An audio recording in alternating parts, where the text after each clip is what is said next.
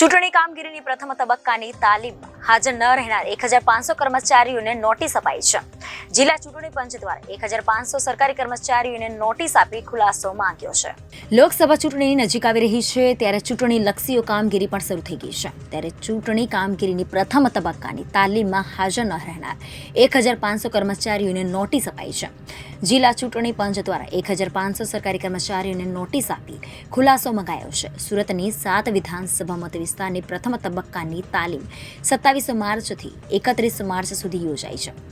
ચૂંટણી સાથે પ્રત્યક્ષ કે પરોક્ષ રીતે જોડાયેલા 25,000 કર્મચારીઓને તાલીમ આપવાની હતી, જેમાંથી 10,000 અધિકારી કર્મચારી તાલીમ માટે હાજર રહ્યા ન હતા. તેમની પાસેથી ખુલાસો માંગતા 1500 કર્મચારી યોગ્ય કારણ આપી શક્યા નહીં. તેથી આ 1500 સરકારી કર્મચારીઓને જિલ્લા ચૂંટણી પંચ દ્વારા નોટિસ ફટકારવામાં આવી છે.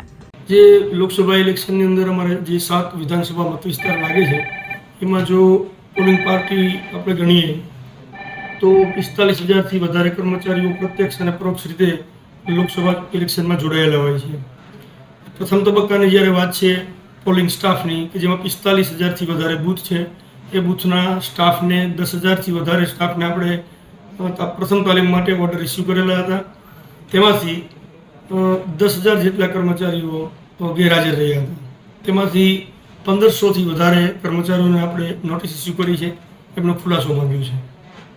સાહેબ, કયા કયા કારણો જણાવવામાં આવે છે? મોટાભાગના કર્મચારીઓ મેડિકલ કારણો રજૂ કરતા હોય છે અને મુક્તિની માગણી કરતા હોય છે.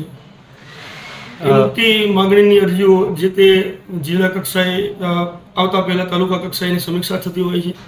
એનો હકારાત્મક અભિપ્રાય હોય ત્યારબાદ મુક્તિનો નિર્ણય લેવામાં આવતો હોય છે. કોઈ સામાન્ય કારણોસર સામાન્ય ડૉક્ટરનું સર્ટિફિકેટના આધારે કોઈ મુક્તિ આપવાની નથી. જે મુક્તિ આપવાની થતી હશે, જે વ્યક્તિ લાંબા ગાળાથી હોસ્પિટલાઇઝ હશે, કોઈ મહિલા પ્રેગ્નન્ટ હશે, અથવા તો એનું ક્રિટિકલ ઓપરેશન હોય, સિવિલ સર્જનનું સરકારી સર્ટિફિકેટ હોય, તેવા જ વ્યક્તિઓને મુક્તિ આપવા પાત્ર છે. અન્યથા જો પોતે એવી ખોટી રજૂઆત અથવા તો ખોટા સર્ટિફિકેટ રજૂ કરશે તો જે તે વિભાગને આપણે જાણ કરીશું. જો 2 દિવસ ચૂંટણી પ્રક્રિયામાં સામેલ થઈ શકે તેમ ન હોય તો સરકારી નોકરી કરવા માટે કેવી રીતે એ ફિટ છે એ બાબતનું વિભાગનું આપણે ફિટનેસ સર્ટિફિકેટ મંગાવશું.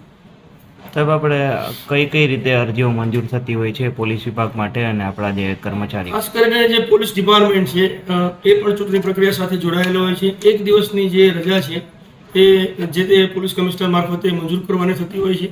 1 દિવસ ઉપરની જે રજા હોય વર્ગ 1ના અધિકારીની, એ જિલ્લા કક્ષાએ દરખાસ્ત મોકલવાની હોય છે, જે અમારે ચૂંટણી પંચમાં મોકલવાની હોય છે અને રજા મંજૂર થતી હોય છે.